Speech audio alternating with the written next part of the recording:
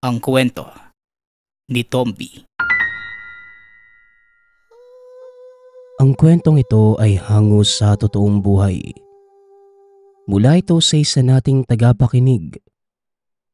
Naitago na lang natin sa pangalang Gerald. Taong 1984. Probinsya ng Olongapo. Nang mga panahong ito, kasalukuyang nagtatrabaho sa isang junk shop sa Olongapo itong si Gerald. Tubong Ilocos ang binata. Nakipagsapalaran sa ibang lugar dahil sa kahirapan. Namuhay mag-isa ang binata.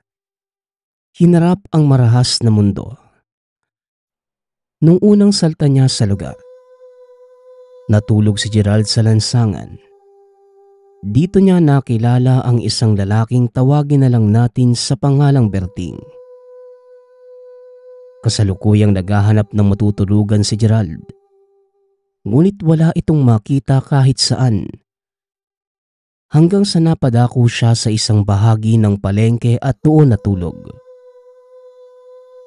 Kakahiga pa lamang ng binata upang ipahinga ang pagod na katawan nang bigla na lang may lumapit sa kanya. Uy bata, hindi ka pwedeng matulog dito. Umalis ka na kundi huhulihin kita. Wika ng lalaki. Nakasuot ito ng uniforme ng isang tanod at may dalang batuta. Sinubukan pang makiusap ni Gerald. Ngunit hindi pumayag ang lalaki. Maya-maya ay may isa pang tanod na lumapit. Teka Tilo, anong problema dito? Tanong ng isa pang tanod. Nahuli kong natutulog dito yan. Hula ko, bagong salta to eh. Tagasan ka ba bata? Tugon ng lalaki. Taga Ilocos po ko. Nagbaka sakali akong makahanap ng trabaho dito eh. Sa kasamaang palad, wala pa po ako nakikita. Ang totoo, kakarating ko lang po kaninang tanghali. Kaya hindi ko po alam kung saan ako makikitulog. Kaya nakikiusap po kung kahit ngayong gabi lang po. Dito na po muna ako. Pagpapaliwanag ni Gerald. Napailing naman ang isang lalaki at nagsalita. Naku bata, pasensya na. Hindi talaga pwede dito eh. Kasi kahit payagan ka namin, mamayang 4:00 na madaling araw, punong-puno na ng tao ang lugar na to. Daanan kasi ito ng mga namamalengke kapag umaga eh.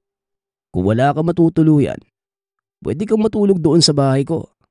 Total, nag-iisa lang naman ako eh. Wika ni Berting. Biglang napaangat ng tingin si Gerald sa lalaki. Nagpasalamat ito. Patapos na din naman ang ronda nila kaya inaya na nito ang binatang umuwi. Talaga po Manong. Naku, maraming salamat po. Pero wala pa po kong ibabayad sa inyo ha. Wika ni Gerald. Natawa naman si Berting sa sinabi ng binata. Huwag mo nang isipin yun bata. Ang importante, may matulugan ka ngayong gabi. Tara na. Total, tapos na din naman yung ronda namin eh. Wika ni Berting. Matapos ang pag-uusap na yon ay kagad na din silang naglakad pauwi. Hindi kalayuan ang tahanan ni Berting sa lugar, kaya mabilis lamang silang nakarating. Pagpasok ng dalawa sa tahanan nito, pinakain ng lalaki si Gerald. Naupo ito sa kanyang harapan saka nagtanong. Bakit ba dito ka nagpunta sa gapo? Saka, nakahanap ka na ba ng trabaho? Pag wala ka pang trabaho, magugutom ka talaga dito boy. Wika ni Berting. Yun nga po yung malaking problema eh. Wala pa po akong nahanap na trabaho. Tugon ng binata. Nako, tamang-tama. Dahil may kakilala ako naghahanap ng tauhan. Kung hindi ka mapili sa trabaho, ipapasok agad kita dun. Muling wika ni Berting. Napangiti si Gerald nang marinig ang sinabi ng lalaki. Matapos kumain, nagpatuloy lamang ang kanilang usapan. Mabilis na napalagay ang loob ng binata sa bagong kilalang kaibigan. Ikwinento nito ang naging buhay niya sa Ilocos at ang tunay na dahilan kung bakit siya napilitang lumuwas sa ibang probinsya. Napakahirap po ng buhay namin, Manong. Hindi sumasapat ang kinikita ng mga magulang ko para makakain kami sa araw-araw. Kaya kinailangan kong umalis. Bawas na din sa pinapakain nila tatay. 11 po kaming magkakapatid eh. Siya nga pala. Gerald nga po pala ang pangalan ko. Wika ng binata. Berting naman ang pangalan ko. Sige na, matulog ka na.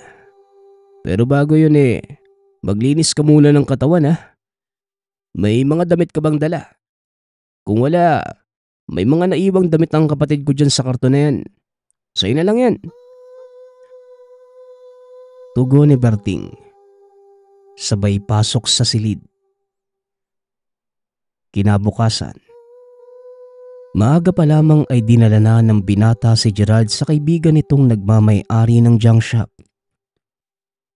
Hindi naman nagdalawang isip ang taong yun na tanggapin ang binata. Dahil kitang-kita sa pangangatawan nito na sanay siya sa trabaho. O paano ba yan, Gerald? Maiwan na kita dito ha. Kailangan ko din magtrabaho. Magpakabait ka ha. Magkita na lang tayo sa bahay mamaya.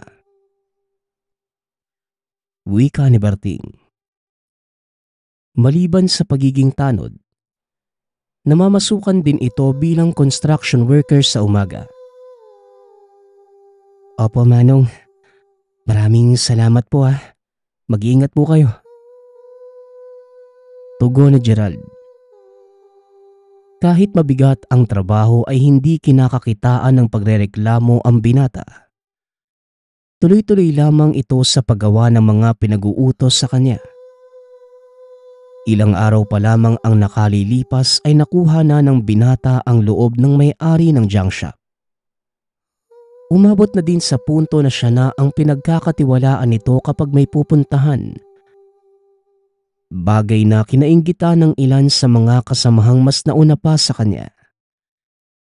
Mas tumindi pa ang galit ng mga ito nang taasan ng amo nila ang sahod ng binata. Sinabi pa ito sa harapan ng lahat. Tuwang-tuwa si Gerald ng mga oras na yon.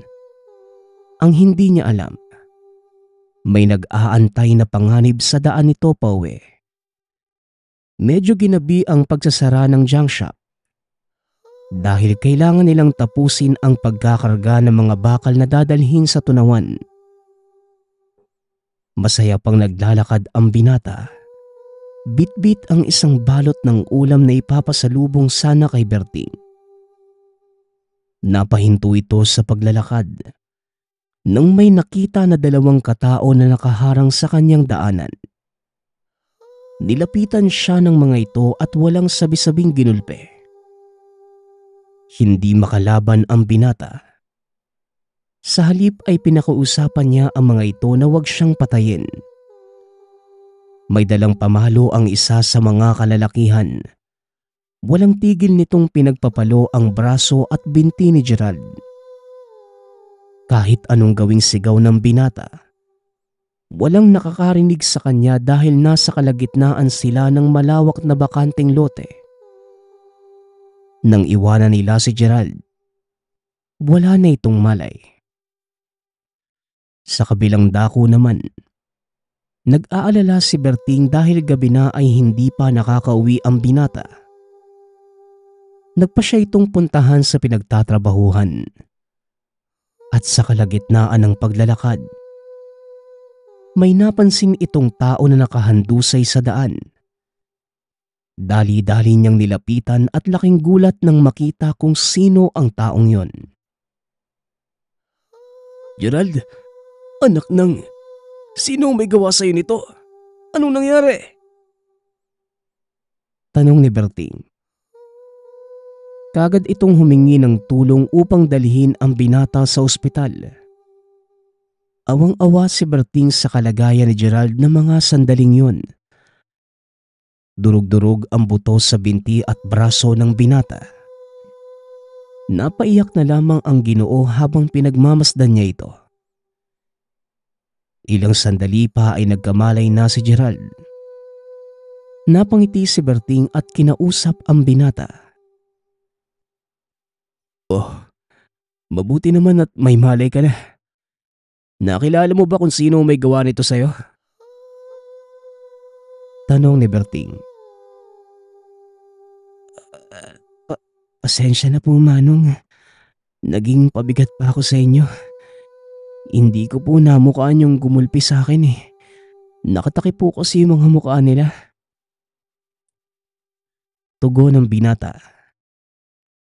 Napabuntong hininga si Berting at sinabihan si Gerald na magpahinga. Teka, saan po kayo pupunta, Manong? Tanong ng binata. Magpahinga ka na lang dyan. May kailangan lang akong gawin. Tugon ni Berting. Seryoso ang mukha nito at nararamdaman ni Gerald ang galit sa boses ng Ginoo. Manong, huwag niyo na po silang hanapin. Mapapahamak lang po kayo ng dahil sa akin eh. Hindi, Gerald. Kailangan nilang magbayad sa ginawa nila sa'yo. Basta magtiwala ka lang sa akin. Walang mangyayaring masama. Matapos magsalita ay kagad na ding umalis si Berting. Sakto namang dumating ang doktor na tumitingin kay Gerald. Kinausap nito ang lalaki. Ikaw ba ang kasama ng pasyente? Pasensya na. Mukhang hindi na magagamot ang kanang paa at kaliwang braso niya. Durug-durug ang mga buto. At kinalulungkot kong sabihin pero kailangan naming putulin ng mga yon. Wika ng doktor. Mas lalo pang tumindi ang galit ni Berting. Sa pagkakataong yon, hindi na niya napigilan ang sarili. Sinuntok nito ang dingding na nakaagaw naman ang atensyon ng lahat ng naroon. Pasensya na po kayo, Dok. Hindi ko po maiwasang magalit eh. Dahil sa nangyari sa batang yan. Napakabait na bata ni Gerald. Wala po kong alam na nakaalitan niya. Kaya nagtataka ako kung sinong gumawa sa kanya ng ganyan eh. Wika ni Berting. Matapos ng pag-uusap nila ay mabilis na lumabas ng ospital si Berting. Habang si Gerald naman, mahimbing nang natutulog. Kinabukasan pagising ng binata ay mag-isa na lamang siya sa silid. Hindi maiwasang malungkot ni Gerald lalo pa nang makita ang kanyang kalagayan. Nawawalan na ng pag-asa ang binata ng mga sandaling yon. Alam niyang magiging pabigat lamang siya sa lahat ng tao sa paligid kaya naisipan ng binatang magpatiwakal. Binunot nito ang swero. Pilit na bumaba sa kanyang higaan. Sa kasamaang palad nakita siya ng doktor at tinali ang katawan sa higaan. Ilang beses niyang sinubukang kumawala ngunit wala ng lakas ang katawan ng binata. Ilang sandali pa ay dumating si Berting. Nakita nito ang nangyari kaya dali-dali siyang tumakbo upang pigilan ang binata. Ano bang ginagawa mo? Hindi ka ba nag-iisip? Paat kamay lang nawala sa'yo. Hindi ang buhay mo. Kaya umayos ka. Wika ni Berting. Madali sabihin, Manong. Kasi hindi ikaw ang nasa kalagayan ko eh. Wala po akong ibang kamag-anak dito. Ayoko pong maging pabigat sa iba. Kaya mas mabuti pang mawala na lang ako. Tugon ng binata.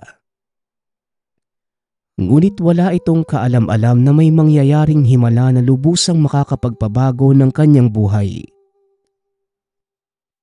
Huwag mong alalahanin ang pagiging pabigat. Simula nang pinatuloy kita sa pamamahay ko, responsibilidad na kita. Kaya halika na. Uuwi na tayo. Muling wika ni Berting. Habang nasa daan ay nakatitig lamang sa bintana ng sasakyan si Gerald. Napansin nitong iba ang daang tinatahak nila kaya napatanong ito. Manong, hindi naman po ito ang daan pauwi sa bahay ninyo. Saan po tayo pupunta? Tanong ni Gerald. Hindi na nagsalita pa si Berting. Sa halip ay nagpatuloy lang ito sa pagmamaneho. Hindi na rin nagtanong pa si Gerald hanggang sa huminto ang sasakyan sa tapat ng isang lumang kubo. Buwaba si Berting at inalalayan ang binata. Manong, kaninong bahay po ito? Saka bakit dito tayo pumunta? Tanong ng binata. Kung titignan mula sa labas ang kubong yon, iisipin mong wala nang nakatira. Dahil sira-sira na ang dingding nito, maging ang bubong ay wasak na din. Pinapamahayan na ng anay ang mga haligi at maging ang sahig ay hindi mo na din maaapakan ng maayos. Kaunting pagkakamali lamang ay siguradong bubulusok ka pababa ng silong. Bahay ito ng maestro ko. Dito tayo mananatili hanggat hindi ka gumagaling. Alam mo ba ang sabi ng doktor sa akin? Kailangan putulin ang paa at kamay mo. Pero hindi ako pumayag. Dahil alam ko na hindi pa huli ang lahat. Kaya pakiusap, Gerald. Huwag kang sumuko. Wika ni Berting. Habang inaakay nito papasok ang binata sa tahanan. Nanlaki ang mga mata ni Gerald nang masilayan ang loob ng kubo. Malayo ang itsura ng loob ng tahanan kung ikukumpara sa labas. Manghang-mangha ang binata sa mga nakikita. Ngunit nahinto ang pagmamasid nang magsalita ang matandang nakaupo sa sala. Oh, anong masamang hangin ang nagdala sa'yo dito, Berting? At sino naman yung kasama mo? Tanong ng matanda. Gerald, siya nga pala ang maestro ko. Tatang Crispin nga pala ang pangalan niya. Kailangan ko po ng tulong niyo, maestro. Alam kong sasabihin yung makapal ang mukha ko dahil lalapit lang ako kung may kailangan. Pero hindi po para sa akin ang hihinging kong tulong kundi para sa binatang to. Tugon ni Berting. Tumayo ang matanda at nilapitan ang dalawa. Tinitigan nito ng mabuti si Gerald. Saka lamang muling nagsalita. Anong tulong ba ang may bibigay ko sa'yo, binata? Magsalita ka! Tanong ni Tatang Crispin. Hindi ko po alam kung paano niyo ako matutulungan. Kasi sa totoo lang po, wala namang sinasabi sa akin si Manong Berting. Pero kung ako po ang tatanungin ninyo, gusto ko pong gumaling. Gusto kong bumalik sa dati. Dahil ayoko pong maging pabigat sa iba. Tugon ni Gerald. Napatango lamang ang matanda. Laking gulat ni Gerald sa sunod na ginawa nito. Itinulak ni Tatang Crispin si Gerald palayo. Dahilan para matumba ang binata sa sahig. Napayak na lamang sa sakit si Gerald. Nilapitan siya ng matanda at naupo ito sa tabi. Alam mo, bata, ang lahat ng magaganap ngayon, Dedepende sa pananalig at paniniwala mo. Kung hindi ka naniniwala, walang silbi ang gagawin ko.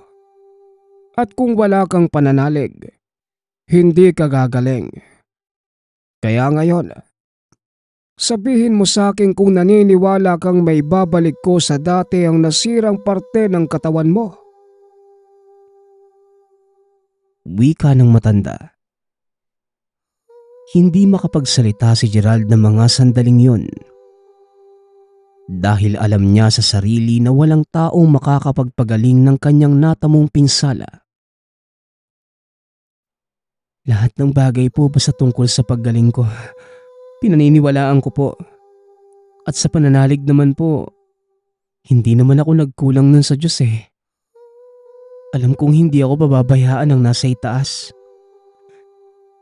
Tugon ng binata. Hindi yon ang tanong ko. Naniniwala ka bang kaya kitang pagalingin? Muling tanong na matanda. Diretsahan namang sumagot ang binata. Opo, tatang. Naniniwala po ako sa inyo. Tugon ni Gerald. Napangiti ang matanda at muling nagsalita. Kung ganon, wala na tayong dapat pang aksayahing oras.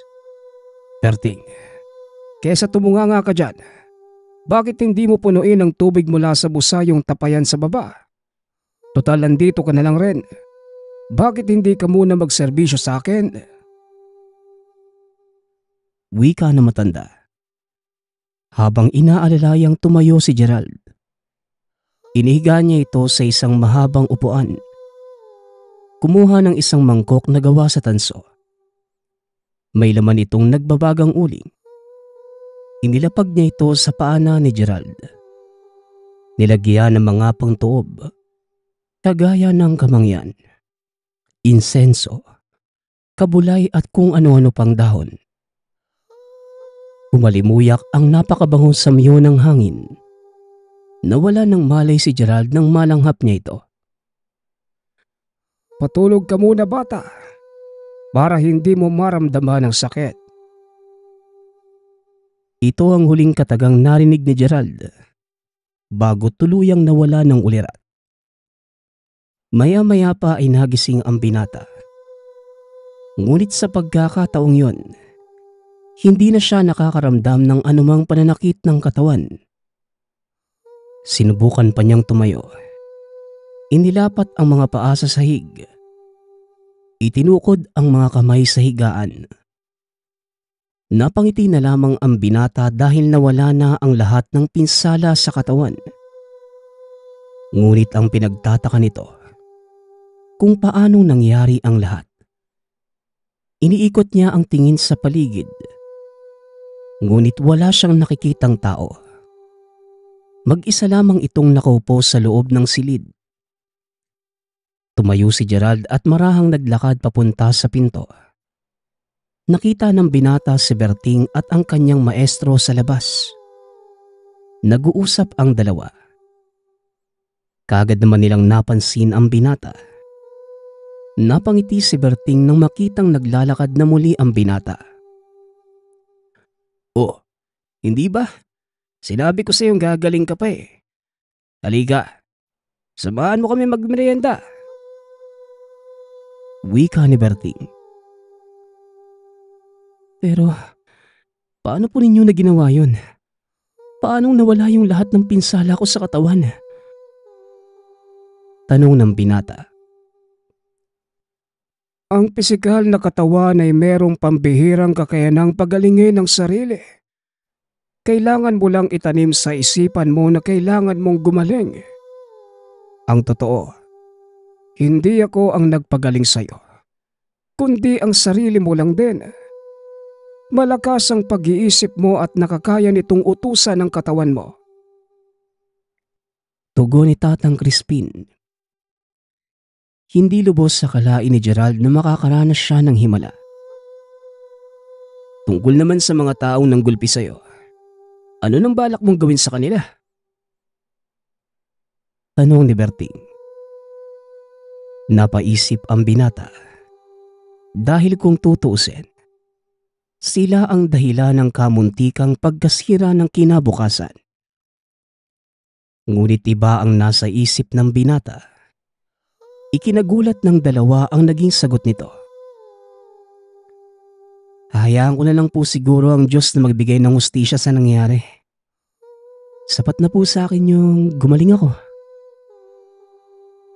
Wika ni Gerald. Napangiti si Tatang Crispin sa sinabi ng binata. Total, nakita mo na din ng lahat. Wala na sigurong saysay para itago pa ang pagkatao ni Tatang Crispin. Gerald, isa nga pala siyang ermitanyo. May kakayanang magpagaling ng kahit anong karamdaman, mapapisikal man o espiritual. Aaminin ko din sa'yo, isa ako sa mga estudyante niya. Tinahak ko ang landas na ito dahil sa kagustuhan kong tumulong sa mga nangangailangan. At ang pagparito mo ay hindi aksidente. May dahilan kung bakit ka nandito. Ngayon, Gerald, may pagkakataon kang mamili ng landas mo. Wika ni Berting. Hayaan niyo po munang pag-isipan ko ang lahat. Masyado po akong nabigla sa mga nangyari. Tugon ng binata. Ilang linggo pa itong nanatili sa lugar. Hanggang sa tuluyang gumaling ang pinsala. At sa haba ng panahong yun, napagtanto ng binata kung ano ang landas na dapat niyang tahakin. Sigurado ka bang ito ang gusto mong landas? Kapag pinasok mo ito, Gerald, wala nang atrasan. Tuluyan itong babaguhin ang buhay mo at mawawala ang dati mong pagkatao. Tanong ni Berting. Sigurado na po ako, Manong. Alam ko po kung ano ang mangyayari. Handa po akong harapin ang kung anumang pagbabago magaganap. Tugon ng binata. Simula nga ng araw na yon, namuhay si Gerald sa kabundukan kasama ang matanda. Samantalang si Berting naman, bumalik na ng syudad upang ituloy ang napiling buhay. Ayon kay Tatang Crispin, tinalikuran ni Berting ang pagiging ermitanyo. Piniling mamuhay ng normal. Ngunit dala nito ang mga aral na tinuro sa kanya, maging ang mga kakayanang nakuha mula sa maraming taon ng pagsasanay. Paminsan-minsan ay bumababa si Gerald sa kapatagan upang dalawin si Berting. Nagugulat ang mga taong nakakakilala sa binata. Dahil tuwing bababa ito, nag-iiba ang itsura, maging ang kilos at pag-uugali. Napapangiti na lamang si Berting sa tuwing nakikita ang pagbabago nito. Alam ng Ginoo na tuluyan ang nahanap ng binata ang buhay at landas na dapat tahakin. Nagbago ang lahat. Simula nang makilala niya si Berting at ang ermitanyo sa bundok. Ang susunod nating kwento ay mula sa isa nating tagapakinig. Naitago na lang natin sa pangalang Pedro. Walang eksaktong taon. Probinsya ng Palawan. Namatay ang tatay nila Pedro nung siya ay 10 taong gulang pa lamang. Makalipas ang ilang taon, sumunod naman ang ina dahil sa sakit. Tanging ang bunsong kapatid na lamang ang natira kay Pedro. Kaya kinakailangan niyang tumigil sa pag-aaral upang magtrabaho para mabuhay silang dalawa. Dahil hindi nakapagtapos ng pag-aaral si Pedro, nahirapan itong maghanap ng permanenteng trabaho. Dahil sa hirap ng buhay ay napilitang makipagsapalaran si Pedro sa syudad. Kasama niya ang bunsong kapatid pati na rin si Elmer, isang kababata ni Pedro. Lumipas ang ilang taon. Nakapag-ipon si Pedro ng sapat na kita kaya naman nagpasya silang bumalik muli sa bayan. Ilang buwan na nirahang komportable sila Pedro. Ngunit naubos din ang lahat ng naipon. Muling naghanap ng trabaho si Pedro sa bayan. Ngunit okupado na lahat ng kailangan. Lumipas pa ang ilang araw at hindi na niya kaya pang makita na nagugutom ang kapatid. Lumapit siya kay Elmer upang manghingi ng tulong ngunit hindi niya nagustuhan ang sinabi nito. Nasisiraan ka na ba ng bait, Elmer? Kailan ka pa nagnakaw? Hindi ka ba nakukonsensya na mula sa maduming kamay ang pinapakain mo sa pamilya mo? Wika ni Pedro. Alam mo Pedro, hindi na kayang pakainin ng dangal mo. Aanhin mo yung malinis mong kamay. Kung mamamatay naman sa gutom ang mahal mo sa buhay. Tugon ni Elmer. Basta, bahala kayo kung anong gagawin niyo Elmer. Basta binabalaan ko kayo. Baka dumating yung araw, humabol ang karma sa inyo. Muling wika ni Pedro at umalis na si Elmer. Hindi tumigil sa paghahanap ng trabaho si Pedro. Iba't ibang bayan na ang dinayo niya upang makahanap ng trabaho. Ngunit sa kasamaang palad, wala pa ring tumatanggap sa kanya. Meron silang kapitbahay na matandang babae. Mag-isa lamang ito at napakabuti. Bagamat hindi sila kilala ng matanda, palagi silang binibigyan ito ng pagkain at dahil doon, kinakaya pa nila kahit papano na mabuhay. Hindi inakala ni Pedro. Natatargetin pala nila Elmer ang matanda. Nalaman lang niya ito nang makita niyang pumasok sa bintana ang ilan sa mga kalalakihan. Kaagad pinuntahan ni Pedro ang matanda. Ngunit dahil hindi alam ni Pedro kung armado ba ang mga kalalakihan, dahan-dahan itong pumasok sa madilim na bahay. Napatakbo siya nang makarinig ng malakas na ingay. Hinanda na niya ang sarili upang iligtas ang matanda. Ngunit nagulat siya sa nakita. Ibang nilalang ang nasilayan niyang umatake kay Elmer at iba pang kalalakihan. Nabigla si Pedro nang biglang sumara ang pinto sa likod. Sinubukan pa niya itong buksan ngunit hindi ito magalaw. Duguan na ang mga kalalakihan. Nagmamakaawa ang mga ito na patawarin sila ng nilalang. Bagamat halo-halo ang nararamdaman ni Pedro, mas nangibabaw ang pag-aalala niya sa matanda. Sinira niya ang nakasarang pintuan at tinanap ito. Sinigaw niya ang pangalan ng matanda dahil gusto niyang mailigtas. Maaaring utang na loob ang nararamdaman ni Pedro ng mga sandaling yun. Dahil naging mabuting tao naman ang matanda sa kanya. Pero desidido talaga siyang mahanap ito. Makalipas ang ilang sandali, nakita niya si Elmer na duguan at hawak-hawak nito ang itak. Nakita rin niya ang matandang babae. Nakahandusay sa sahig. Kagad niyang inagaw kay Elmer ang itak. Anong ginagawa mo, Pedro?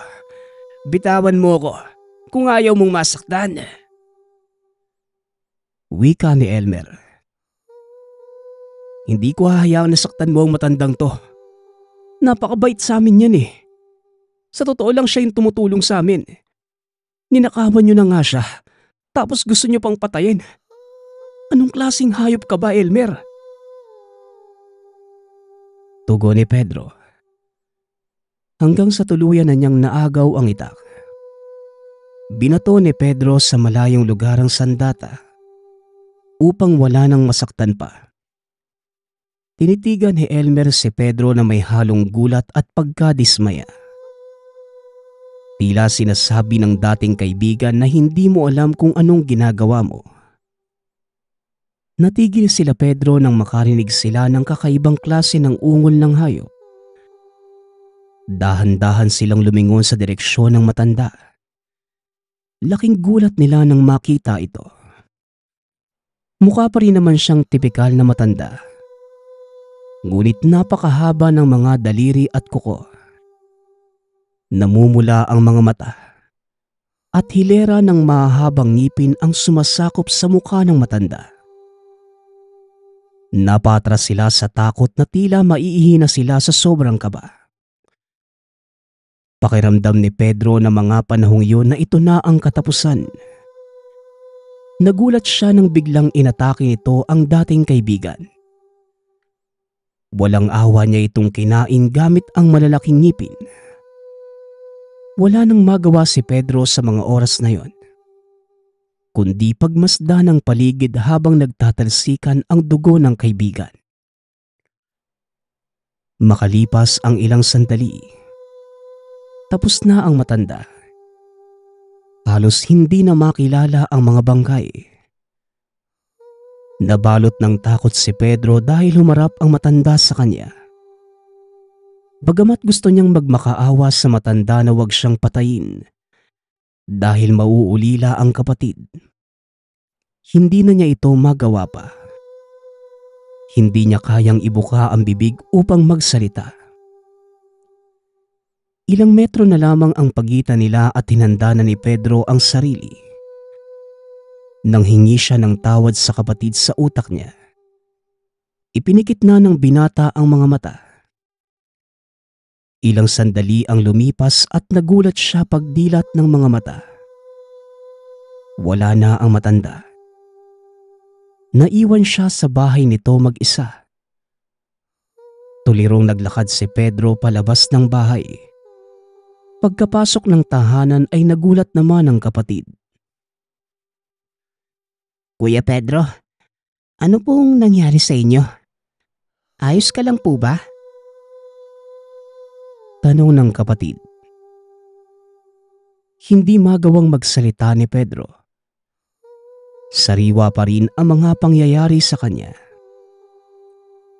Lumipas ang ilang araw at hindi na nila nakita pa ang matanda. Hindi na rin mahanap ng pamilya ang nawawalang mga binata. Dahil wala silang makitang bangkay at walang nakakaalam kung saan sila pumunta. Napagpasyahan na lamang ng mga residente na maaaring nagrebelde ang mga ito at umalis ng bayan. Gusto sanang sabihin ni Pedro ang mga nasaksihan. Ngunit tuwing dadaan siya sa istasyon ng pulis, nakikita niya sa malayo ang matanda at nakatingin ito sa kanya. Bagamat hindi na umuuwi ang matanda, nakikita pa rin ito ni Pedro tuwing may kinakausap. Ilang buwan ng pagdudusa mula sa matanda ay napagpasyahan ni Pedro lumuwas muli papuntang syudad. Pakiramdam niya habang nasa bayan ito, hindi pa rin titigil ang matanda. Nanghiram ng pamasahe si Pedro sa mga kakilala at sa kabutihang palad ay tinanggap siya muli ng dating amo. Kasama ang kapatid, namuhay sila ng payapa sa loob ng ilang buwan. Ngunit isang araw napadaan siya sa isang istasyon ng pulis. Hindi niya inaasahan na makikita niya muli ang matanda sa malayo. Tila binabalaan nito na huwag siyang magsalita. Nanumbalik ang takot na nararamdaman ni Pedro nung nasa bayan pa lamang ito. Ngayon ay nagpasuri siya sa doktor upang malaman kung guni-guni lamang niya ang matanda. Ngunit matapos ang pagsusuri, napag-alaman niya na wala namang problema sa utak si Pedro. Isinusulat niya ang kwentong ito dahil hindi sigurado si Pedro kung tunay bang nagpaparamdam ang matanda o dahil lamang sa konsensya. Kaya nagpapakita dahil tumahimik lamang siya nung nag-imbestiga ang bayan sa pagkawala ng mga binata. Sa pamamagitan ng pagkwento ni Pedro, nananalangin siyang makatulong ito upang tuluyan ng mawala ang aparisyon ng matanda at mamuhay na siya ng payapa. Paalala ni Pedro sa mga nakikinig, matuto tayo sa mga pagkakamali ng iba. Huwag kayong manlinlang ng kapwa dahil mas malala ang ganti ng karma. Ang susunod nating kwento ay mula sa isa nating tagapakinig. Naitago na lang natin sa pangalang Lenlen. Walang eksaktong taon. Probinsya ng Apayao. Sa syudad nagtatrabaho ang mga magulang ni Lenlen. Naiwan siya sa pangangalaga ng lolo at lola. Masaya naman ang dalaga sa simpleng pamumuhay. Sariwang hangin at tahimik na kapaligiran. Lumipas ang panahon at doon na nag-high school si Lenlen. Minsan pakiramdam niya ay hindi na siya kukunin ng mga magulang. Dahil napag-alaman niyang naghiwalay na ang mga ito. At meron ng sari-sariling pamilya. Pakiramdam ni Lenlen na inabandona na siya ng mga magulang. Lalo na't habang tumatagal, madalang na itong tumawag hanggang sa tuluyan na silang tumigil. Bagamat nasasaktan si Lenlen sa nangyari, pinili na lamang niyang magpakatatag at labanan ang sitwasyon. Nang makapagtapos ng high school si Lenlen, kaagad siyang namasukan sa iba't ibang trabaho sa bayan. Nakapag-ipon ng pera at nakakatulong na sa tahanan. Isang araw ay nagkasakit ang lola ni Lenlen. Kaagad siyang dinala sa ospital ngunit binawian na kaagad ito ng buhay. Hindi inaasahan ng dalaga na mawawala ang lola ng dahil lamang sa sakit sa puso. Ilang araw hindi pumasok si Lenlen sa trabaho. Dahil sa pagluluksa sa lola niyang mas naging inapa kesa sa tunay niyang nanay. Kitang-kita rin ni Lenlen ang epekto nito sa kanyang lolo Karding. Hindi na ito kumakain at madalas itong tulala. Palagi na siyang nahuhuli sa trabaho dahil sa sobrang pag-aalala sa lolo. Nawala na ang kanyang lola. Hindi na alam ni Lenlen ang gagawin kung pati ang lolo Karding niya ay mawawala rin. Hanggang sa dumating na nga ang araw na kinakatakutan ni Lenlen. Isang araw na balitaan niya sa mga kapitbahay na nawala ang lolo. Kung saan-saan ito napadpad at nang inuwi nila ay bigla itong nagwala at kumaripas ng takbo. Sinubukan pa nila itong hanapin. Ngunit makalipas ang ilang oras ay tuluyan na itong nawala. Nang gabing yun, hindi na napigilan ni Lenlen ang pagbuhos ng luha sa mga mata. Hindi niya alam ano ba ang nagawa niya upang pahirapan siya at masakta ng ganito. Hindi naman siya nakatapak ng tao o nanlinlang ng kapwa. Ngunit bakit lahat na lamang ng mahal niya sa buhay ay iniiwan siya? Kinabukasan, nagpunta si Lenlen sa barangay upang magpatulong na mahanap ang lolo. Matapos ang pag-uusap, nagpasalamat si Lenlen sa kooperasyon ng mga tanod. Nagpunta na siya sa trabaho at pag-uwi niya ay halo-halong tuwa at ligaya ang naramdaman. Lolo Karding, saan po ba kayo galing? Sobrang nag-aalala po ako sa inyo. Mabuti naman at nakauwi na po kayo. Wika ni Lenlen sabay tingin sa paligid upang hanapin kung sino ang nag-uwi sa lolo. Lolo Karding, kayo lang po ba ang umuwi mag-isa? Walang tumulong ho sa inyo? Tanong ni Lenlen. Hindi nagsasalita ang lolo Karding. Tulala lamang ito ngunit hindi na niya pinilit pa. Kaagad niya itong inuwi sa tahanan at hinandaan ng pagkain. Bukas po Lolo Karding, dadalhin kita sa manggagamot para po mapasuri ka ha. Nakakamiss na po yung pagiging makulit at makwela niyo eh. Kahit matanda na ho kayo, parang punong-puno pa rin kayo ng enerhiya. Kaso lang, nung nawala si Lola, nawala na rin yung ligaya sa buhay ninyo. Wika ni Lenlen habang naghahapunan. Hindi na inubos ni Lolo Carding ang pagkain. Inisip ni Lenlen na maaaring wala pa itong gana kaya hinatid na lamang niya ito sa kwarto. Kinabukasan, masayang pumasok si Lenlen sa trabaho. Kahit hindi pa maayos ang lolo, kahit papano ay ligtas itong nakauwi at nasa tahanan na. Habang tumutulong si Lenlen sa mga mamimili, hindi niya maiwasang makinig sa usapan ng mga ito. Merong natagpo ang patay na mag-ina. Nilooban ng mga ito dahil nawawala ang mga kagamitan. Lumipas pa ang araw at samot-saring kwento katulad noon ang narinig ni Lenlen. Nag-aalala itong umuwi sa tahanan at sana hindi sumunod na biktima ang Lolo Carding. Halong gulat at tuwa ang naramdaman ni Lenlen nang makitang masigla si Lolo Carding at nagluto pa ito ng hapunan. Masaya niyang kinausap ang lolo at nagkulitan pa ang dalawa. Sa wakas, makakausad na sila sa pagkawala ng lola. Ngunit alam naman ng dalaga na balang araw ay susunod na din ang Lolo Carding. Teka ho, Lolo Carding. Saan po pala kayo nakakuha ng pera para mabili ito? Ang sarap po ng pagkakaluto niyo, Lolo Carding. Ano ho ba ito? Tanong ni Lenlen habang patuloy sa pagkain. Huwag mo nang alamin na po.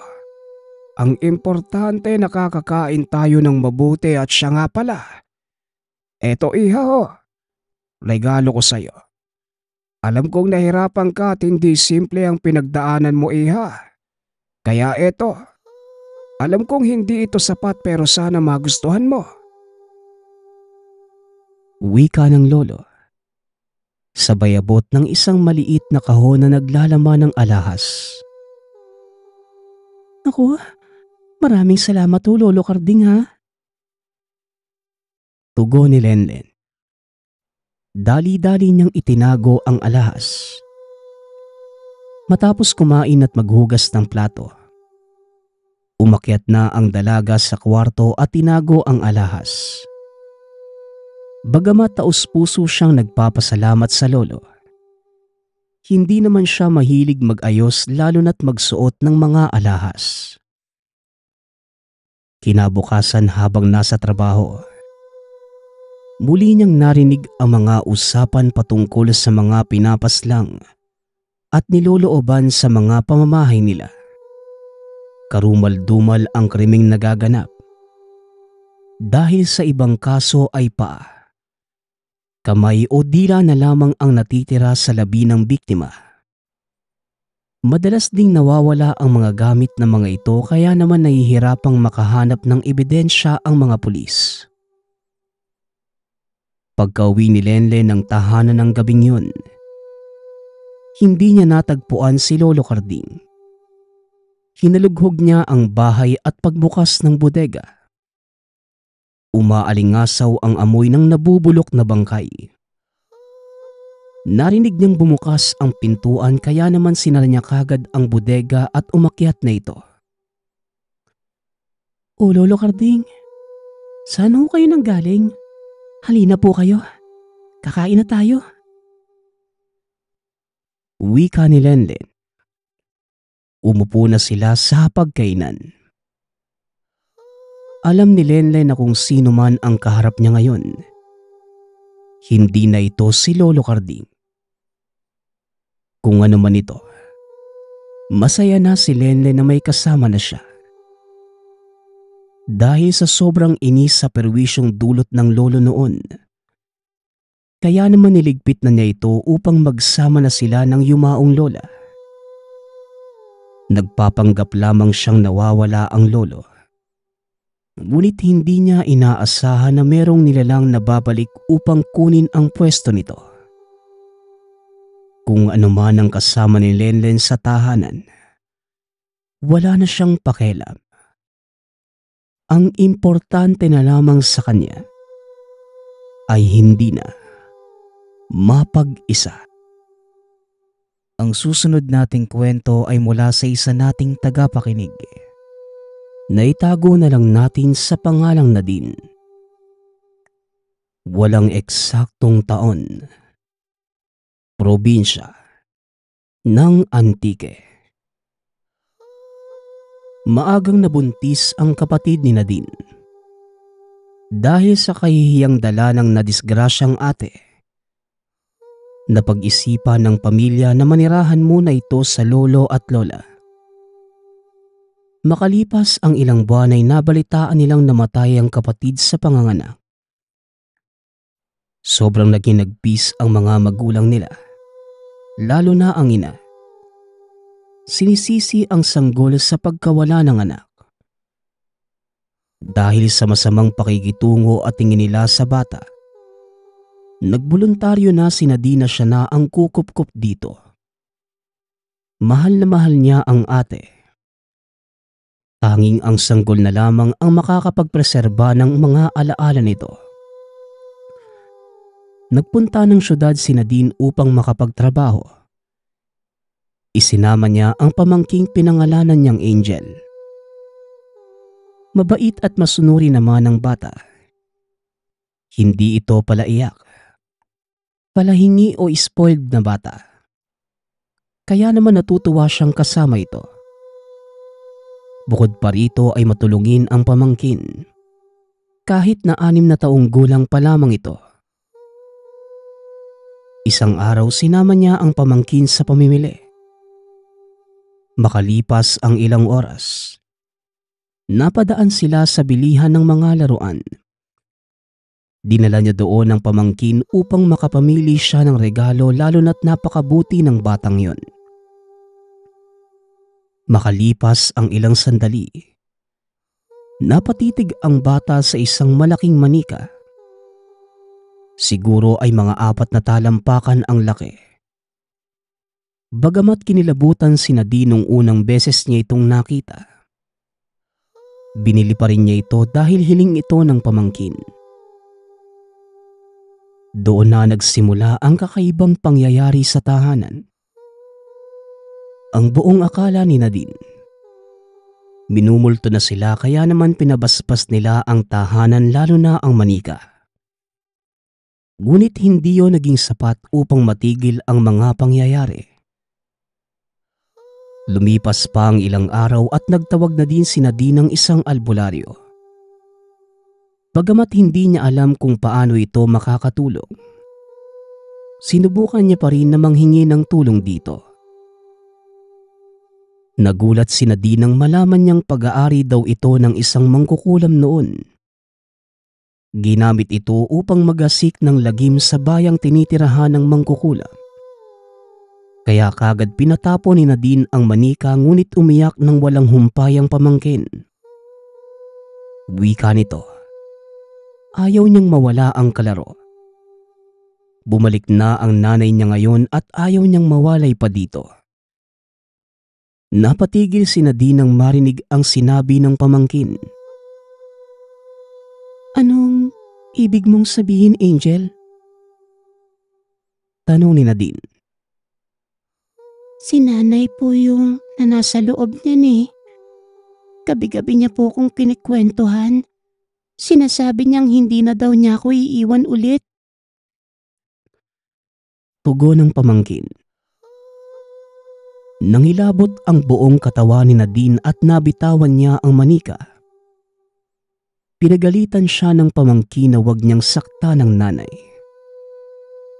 Kagad silang nagpunta sa albularyo at pinasuri niya muli ang manika.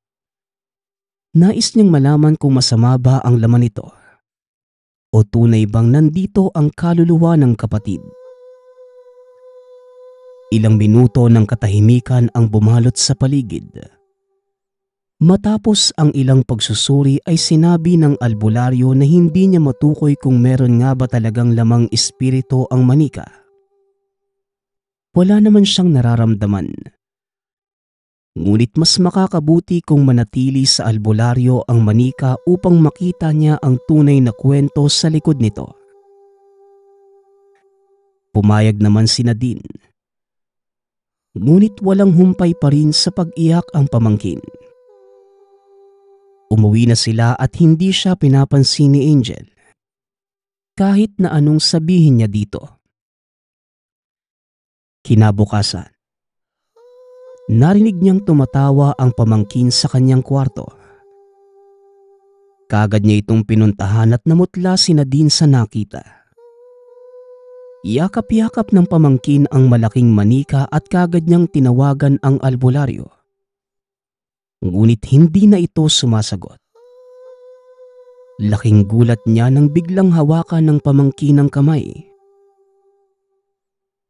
Tita Nadine, baka po pwedeng tantanan niyo na si nanay. Wala naman po siyang ginagawang masama eh. Gusto lang naman niya po kung makasama ulit. Sana wag mo na po siyang ilayo sa akin. Pagmamakaawa ng pamangkin. Pero Angel, hindi natin alam kung si ate nga ba talaga yan. Hindi mo ba narinig yung sinabi ng albularyo? Pagmamay-ari dati yan ng isang mangkukulam at ginagamit sa kasamaan ng manikang yan. Ayaw ko namang magsisi na mawala ka dahil sinunod ko ang kagustuhan mo. Pagpapaliwanag ni Nadine. Isinalaysay naman ng pamangkin ang mga sinabi ng manika sa kanya. Makalipas ang ilang minuto, tumulo ang luha ni Nadine. Nakumbinsi siya na maaaring ito nga talaga ang kaluluwa ng ate. Dahil siya lamang ang nakakaalam kung sino ang ama ng dinadala niyang bata. Nangako si Nadine noong kabataan nila na kahit kanino ay hindi nila ipapaalam na karelasyon ng kanyang ate ay isang elemento. Bagamat hindi niya alam kung anong klase ito, ang mahalaga lamang sa kanya ay masaya ang kapatid. Hindi na siya nagulat nang malaman niyang yumao ito. Dahil isang mortal lamang ang ate, imposibleng mabuhay siya matapos manganak ng isang kalahating tao at kalahating elemento.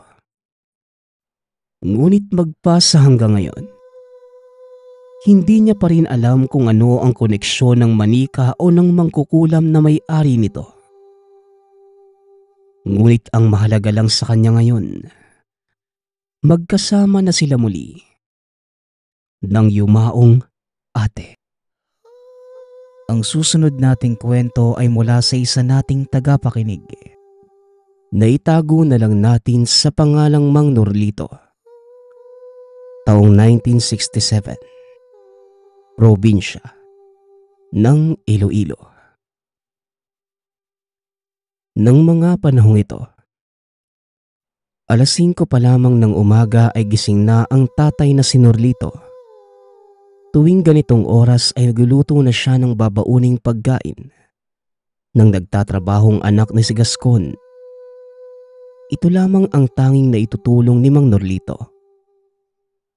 Maghapon na lamang siyang nanatili sa tahanan dahil ayaw na ng anak na magtrabaho pa ang ama. 5 buwan na ang nakalilipas magmula nang maparalisa ang kanang kamay ni Mang Norlito dahil sa isang malagim na aksidente. Kaya naman nahirapan na rin ito sa pagtatanim. Sa maghapong pananatili sa tahanan, iginugugol ni Norlito ang mga oras sa paglilinis ng tahanan at pag-aalaga sa mga kambing na nasa likuran lamang ng bahay. Sa katunayan, ikinulong na lamang ng anak ang mga alaga para hindi na mahirapan pa ang ama kung sakaling makawala. Naibebenta ni Gascon ng mga alaga sa kakilalang taga Maynila na may-ari ng isang kainan. Dahil sa malaki-laking halaga ang kinikita, madalas ginagamit ang pera para makabili ng masasarap na pagkain. Isang araw, matapos maibenta ni Gascon ang mga alagang kambing, may nabilhan siyang ulam na karne sa kanto. Napakasarap ng timpla kaya magmula noon, halos palagian ang bumibili ang binata lalo na kapag may sumusobra sa sahod. Kahit medyo magastos, hindi naman tumututol pa ang ama dahil karapatan naman ng anak na makapili ng kakainin, lalo pat sariling sikap naman ng pera. Hanggang sa sumapit ang isang 5:00 ng hapon. Pagka-uwi ni Gascon ng tahanan, masaya nitong iniabot sa ama ang karneng ulam na nakabalot pa sa dahon ng saging. "Tay, alam mo ba, yung dating binibilhan ko ng ulam na si Aling Nena, hindi na nagtitinda. Naabutan ko na lang yung matandang lalaki. Nagpakilala sa pangalang Tandang Senyo. Sabi niya sa akin, tay, kapatid daw niya si Aling Nena at siya muna ang magbabantay ng mga tinda niya. Umuwi muna sa probinsya nila eh. Buti na lang, tay, siya yung nagbabantay. Napakadaming magbigay ng ulam eh." Wika ni Gascon. At dahil sa madami naman talaga ang dala nitong ulam, kagad nang naghanda ang ama. Pagkalagay ng karne sa plato, hindi man lubos na mawari ni Mang Norlito ang mali ngunit ramdam niya na parang kakaiba yung karne. Dahil kahit mukha itong luto, pero maaamoy pa rin ang lansa. Gawa ng sobrang saya ni Gascon ng araw na yon. Kaagad nitong kinuha ang isang plato at nagumpisang kumain. Dire-diretso lang ito sa pagsubo habang si Mang Norlito naman, napansin na unti-unting nagiging kulay dugo ang sawsawan. Anak, tignan mo yung sawsawan natin oh. Bakit parang nagiging dugo na ang itsura niyan? Huwag ka na munang kumain dahil baka hindi pa talaga luto yung karne. Wika ni Mang Norlito. Ngunit hindi naman ito pinansin ni Gascon dahil sa napakasarap ng lasa ng ulam. At baka naging ganun lamang ang itsura ng sawsawan dahil nahahaluan ito ng tamis ng nilagay na karne. Nagpatuloy lamang ang anak sa pagkain, habang si Mang Norlito naman hindi na nakayanan pang sumubo dahil sa pangdidiri sa nakikitang dugo sa sawsawan. Matapos kumain, iniligpit na nito ang mga ginamit na plato habang si Gascon naman dumiretso na ng kwarto para magpahinga. Nang sumunod na araw, pagkagising ni Mang Norlito ay naabutan ang anak na may kausap na isang matandang lalaki. Pagbungad niya, kagad na pinakilala ng anak na yon si Tandang Senyo, yung pinagbilhan niya ng ulam.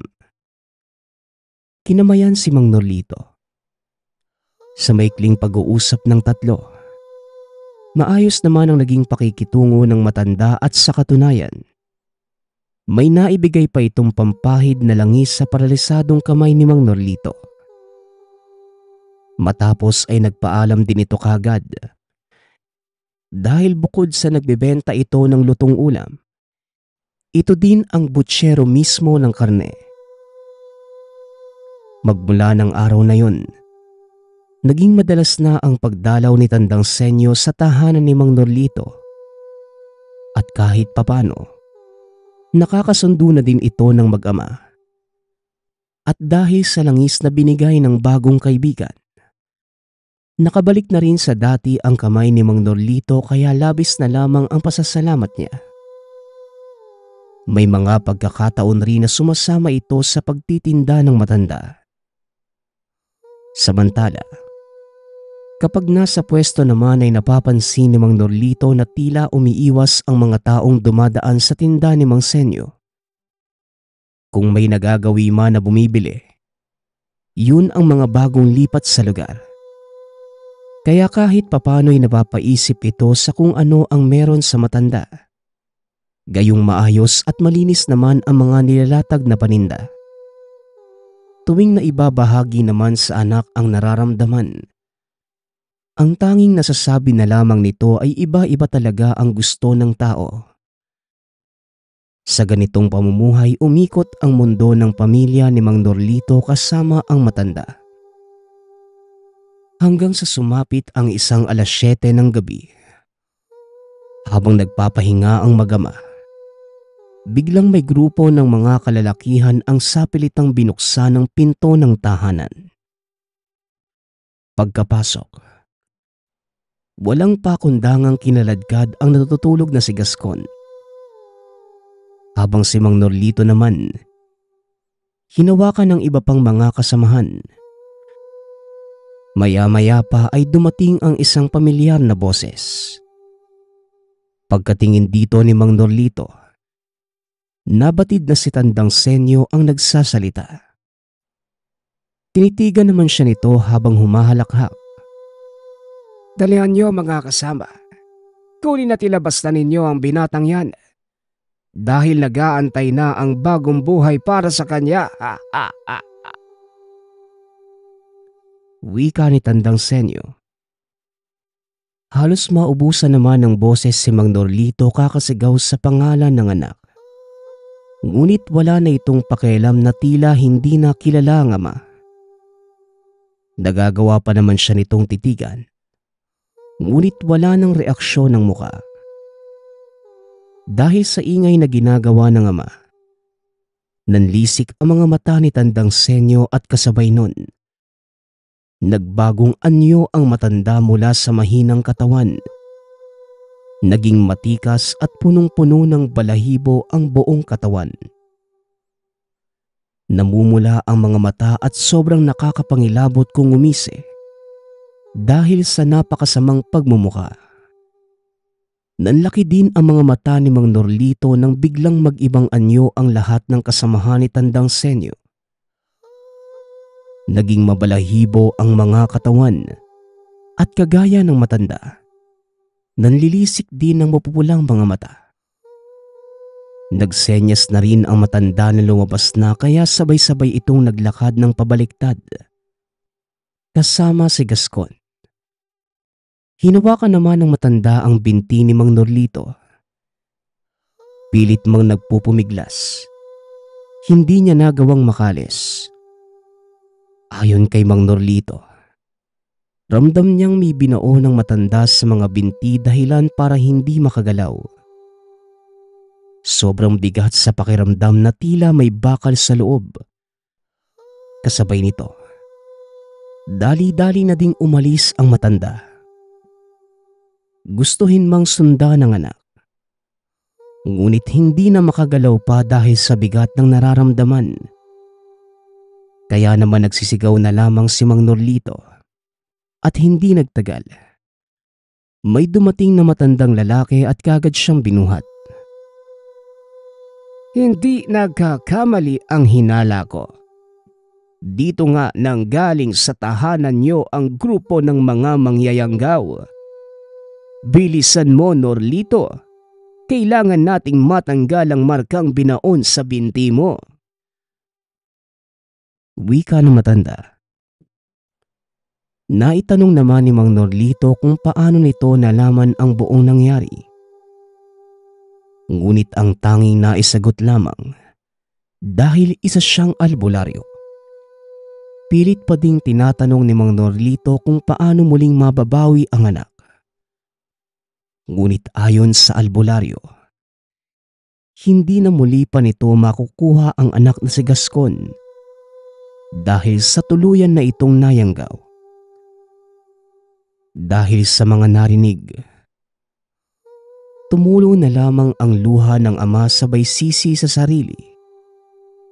Samantala, naging abala na ang albularyo sa pagpapahid ng langis sa binti ni Mang Norlito at may mga usal na binanggit.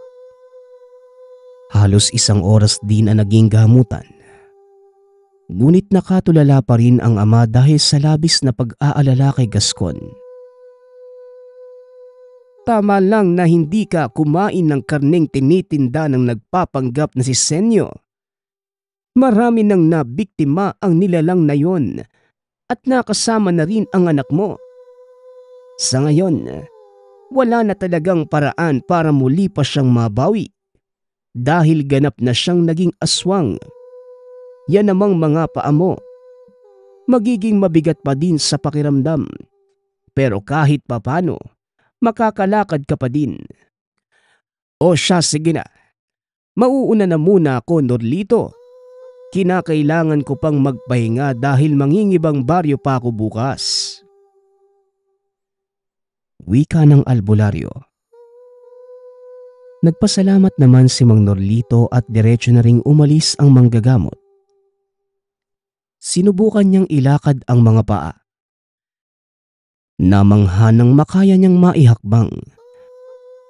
Kahit papano, may bigat pa rin ngunit mas magaan na ito kumpara sa bigat kanina. Dahan-dahang lumabas si Mang Norlito para hanapin ng anak. Ngunit ni Anino ay hindi na muli pang nakita. Nang sumunod na araw, ang buong oras ng ama ay ginugol pa rin sa paghahanap. Ngunit hindi na muli pang nakita ang anak. Nagtanong-tanong na rin siya sa tahanan ni Tandang Senyo. Ngunit ni isa sa mga ito ay walang nakakakilala sa matanda. Dagdag pa ng ibang nakausap, ang ali na dating pinagbibilhan ng karne, matagal nang namatay. Kaya naman, mas lalong gumulo ang pag-iisip ni Mang Norlito. Hanggang sa dumaan pa ang mga araw at buwan, paunti-unti na ring nakakaramdam ng pagod sa paghahanap si Mang Norlito. Hindi na ito palagi ang nag-aabala na pumunta sa mga bundok. Dahil lahat ng mga albularyong napuntahan, nag-abisong hindi na mahanap pa muli ang anak. Kaya naman, idinaan na lamang nito ang lahat ng hiling sa dasal. Magpasa hanggang ngayon na matanda na si Mang Norlito. Kahit pa alam niya sa sarili na aswang na ang anak, patuloy pa rin ito sa pag-asang isang araw uuwi ito sa kanya. Dagdag pa nito, kahit moderno na ang mundo at maraming hindi maniniwala sa sariling karanasan, hanggang sa kamatayan, hindi niya magagawang kalimutan ang minsang makakita ng karne na pangyanggaw. Ang susunod nating kwento ay mula sa isa nating tagapakinig. Naitago na lang natin sa pangalang Eddie. Taong 1976. Sitio Gumamela, Visayas. Panganay sa 3 magkakapatid si Eddie. Nakatira sila sa lugar kung saan talamak ang bisyo, sugal at mga immoral na gawain. Pagkalabas pa lamang ng tahanan, madadaanan nila ang mga batang kalye na pasuray-suray sa daan. Mga lasinggerong maghapong tumatagay at mga kababaihang bitbit ang mga anak habang hawak ang bola ng bingguhan. Kuya, sabi ni nanay dalhin mo po yung mga instrumento sa kapilya. Magkakaroon daw ng pamisa sa susunod na araw eh. Wika ng kapatid na tawagin na lang natin sa pangalang Bento. Wala din namang magsisimba. Sayang lang ang pagsasalita ng pari kung demonyo naman ang mga nakapaligid dito. Kaya madalas, mas gusto ko na lang dito sa loob ng bahay eh. Wika ng isa pa sa mga kapatid na tawagin na lang natin sa pangalang Malia. Mga anak, ano na naman ang pinag-uusapan ninyo? Kung ano yung nakikita nyo sa paligid, hayaan nyo na lang. Buhay nila yan. Ang importante hindi kayo naiimpluwensyahan. Sige na at papasok pa kayo sa paaralan. Eddie, Nasabi ba sa'yo ng kapatid mo? Pag-uwi mo na lang mamaya, anak ha. Sabat ng ina sa pag-uusap ng magkakapatid. Opo, Nay. Ayusin ko po, sige. Alis na po ako ha. Hahabol pa po ako sa pagre-review eh. May pagsusulit po kami bukas kaya kailangan kong pumasok na maaga, Nay. Wika ni Eddie. Habang naglalakad, hindi niya talaga maiwasang mapailing na lamang sa paligid. Kaya aga-agang bubungad sa iyo ng mga taong walang ginawa kundi magbisyo. Halos mabibilang na lamang sa mga daliri ang taong matino sa sityo nila. Habang patuloy lamang sa paglalakad, nakasalubong ng binata ang isang matanda. May bitbit ito na sako ng kangkong. Nakita niyang nahihirapan ito sa paglalako ng mga bitbit dahil mabigat ang sako. Kaya tinulungan niyo ng binata at laking pasasalamat naman ng matanda. Kaawaan ka ng Diyos, iho. Maraming salamat. Naway hindi magbago ang pakikitungo mo sa kapwa mo. Balang araw sila din ang tutulong sa'yo. Wika ng matanda. Wala po yun ay. Saka bakit napakabigat naman po ng dala ninyo? Mukhang malayo pa po yung pinanggalingan nyo ah. Di nga po pala ang pangalan ko. Palagi po ako napapadaan dito pero parang ngayon ko lang po kayo nakita dito sa lugar ah. Pagpapakilala ni Eddie. Ikinagagalak kitang makilala, iho. Tawagin mo na lang ako sa pangalang Apong. Palagi akong nandito sa lugar niyo. Dati na akong naghahatid ng mga panindang gulay. Siguro ngayon mo lang ako nakita pero araw-araw kitang nasusubaybayan. Maraming salamat, anak ah. Tugon ng matanda. Napaisip ang binata dahil meron siyang naramdamang kakaiba sa matanda. Ngunit hindi niya na ito napagtuunan pa ng pansin dahil sa oras. May hinahabol itong klase kaya nagpaalam na ito kay Apong. Nagmano pa si Eddie sa matanda bago tuluyang umalis. Habang papalayo, hindi niya maiwasang mapalingon. Namangha siya nang nakitang tila hindi naman nahirapan ang matanda sa pagbubuhat at mukhang wala namang mabigat na laman. Hindi na niya masyadong inisip pa ang mga nakita. Nagmamadali na itong humabol para makasakay sa nakaparadang jeep. Ilang sandali lang nakarating na si Eddie sa paaralan. Napatakbo pa ito dahil bigla na lamang bumuhos ang malakas na ulan. Napapaisip ang binata. Kanina lamang ay napakaganda ng panahon. Ngunit bigla na lamang bumagsak ang malakas na ulan. Minuto lamang ang nakalipas. Binabagtas niya ang silid-aralan habang pinapagpag ang damit dahil sa talsik ng putik. Tinignan niya ang paligid. Napagtantong wala ni isang tao sa lugar. Hanggang sa nakasalubong niya ang isa sa mga guro.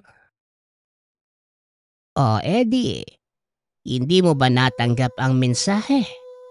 Pinauwi na ang lahat ng mga kaklase mo dahil nagbabadya ang masamang panahon. Mag-aabiso na lang ang pinakapinuno kung kailan ang balik niya. Kaya sige na, umuwi ka na. Wika ng guro. Wala naman po ako natanggap, ma'am eh. Sige ho, maraming salamat. Uwi na lang po ako. Pero pwede po bang magpatila na lang muna ng ulan dito? Uuwi na din po ba kayo? Sabay na lang po tayo. Tugon ni Eddie. Pumayag naman ang guro lalo pat marami ding aayusin sa silid.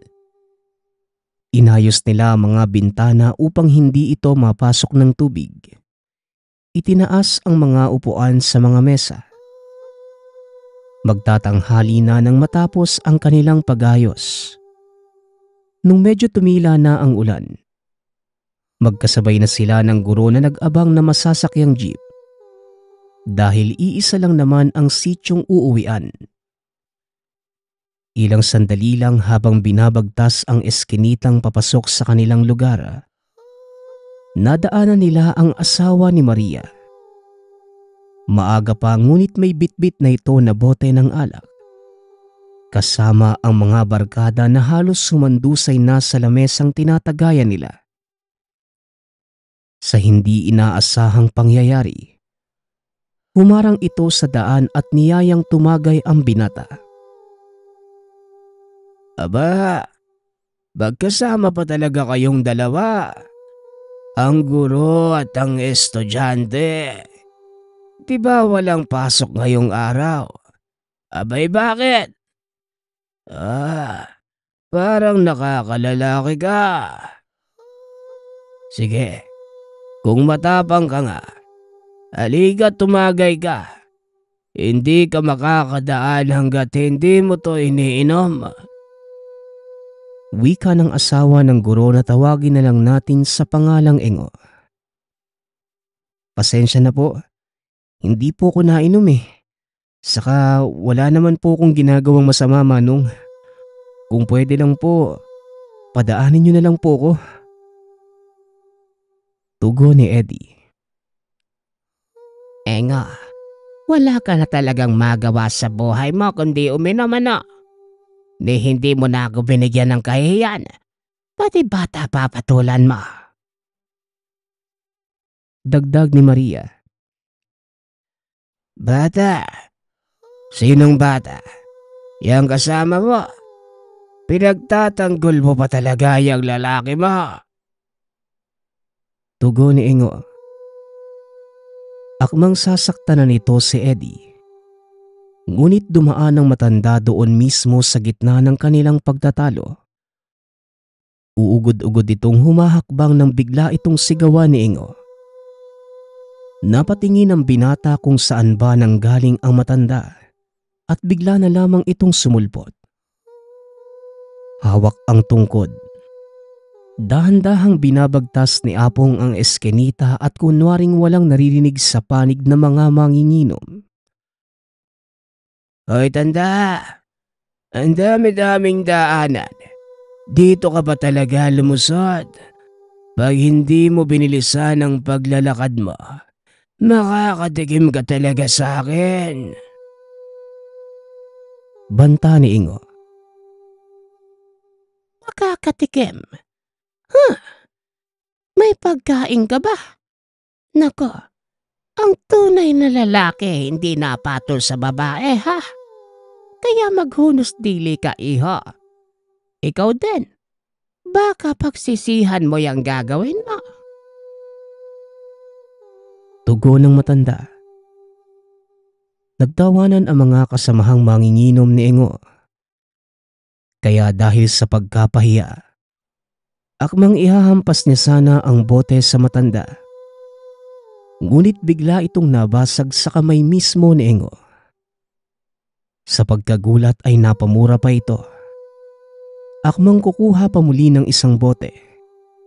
Nang bigla itong tumilapon sa lamesa at nabuwal sa harapan ng mga kasamang manginginom. Napatitig na lamang si Eddie sa matanda. Wala naman itong ginawang kakaiba. Ngunit gano'n na lamang ang nangyari dito. Bumangon pa si Engo at pinagmumura ang matanda. Tumataan lang naman ako at ikaw tong may gagawin sa akin. At ikaw pang may ganang magalit. Gusto mo bang matulog na lang habang buhay? Magsabi ka lang. Ibibigay ko sa'yo yan ngayong araw mismo. Wika ni Apong. Teka, anong klaseng tao ka? Halimaw! Tugon ni Engo. Napabangon ito at napatakbo papasok ng tahanan. Na tila takot na takot ang itsura. Maging ang mga kasama ay isa-isang nagtakbuhan nang tumitig ang matanda sa kanila. Pumasok na din si Maria kasunod ng asawa. habang nakatayo pa rin si Eddie sa gilid at hindi makapaniwalang ganun ang mangyayari. Habang humahakbang papalayo ang matanda, biglang nasipat ni Eddie ang baston nitong nakasandal sa poste. Ngunit nasipat niyang papalayo na ito. Kaya walang atubili na kinuha niya ang baston at sinundan si Apong. Napakabilis maglakad ng matanda. Ngunit ang pinagtataka ng binata, yung matandang halos hindi makahakbang ay mabilis na nabagtas ang paakyat na bahagi ng lugar. Hindi pa gaanong maganda ang daan sa lugar. Maputik doon dahil sa malakas na ulan. Nang masipat niyang paakyat ang matanda sa malapit na bundok sa lugar, ilang metro ang layo sa kanilang sitio. Ilang sandali pa tuluyan na niyang naakyat ang bundok. Tinignan ng paligid at napagtantong napasok na pala niya ang kasulok-sulukan ng lugar. Sa pagbabaka sakaling maabutan ang matanda, minuto lamang ang nakalipas nang mapunta siya sa harapan mismo ng bahay ni Apong. Mabuti naman at hindi ka nahirapan sa pag-akyat mo, iho. Halika't maupo ka muna. Salamat at pinaunlakan mo ang paanyaya ko sa'yo. Kumain ka na ba? Kumain ka na muna. May mga prutas sa lamesa kung nagugutom ka.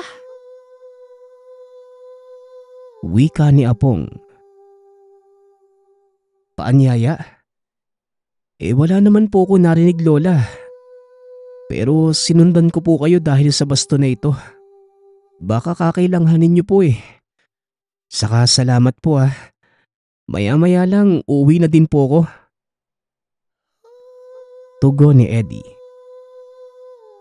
Baston? Nasaan ang baston na sinasabi mo? Hindi naman ako gumagamit ng baston. Baka yung hawak mo? Tanong ni Apong. Napapitlag ang binata nang makita na naging kahon ang hawak niya. Nabitawan ito ni Eddie sa sobrang gulat. Hindi naman siya natakot sa matanda. Pero kakaiba talaga ito sa lahat ng kakilala. Nang tignan ni Eddie ang kahon, isa pala itong libreta. Kagad itong pinulot na matanda at tumingin kay Eddie. Habang nakatitig din sa matanda, namamangha ang binata.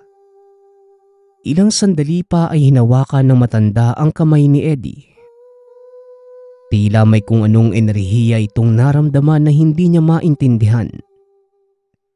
Kasabay ng pag-ihip ng matanda ng kung anong kataga sa mukha ng binata. Napapikit pa ito sa ginawa ni Apong. Maya-maya ay nakarinig siya ng paghampas at nang imulat niya ang mga mata. Bigla itong napakrusa sa dibdib. Nang masaksihan ng sobrang gandang paligid. Ibang-iba na ang itsura kesa kanina. Namangha si Eddie sa iba't ibang naglalakihang mga puno at maging ang bahay ay nag-iba ng kalagayan. Ang dating kubo, naging maganda at matibay na tahanan. Apong,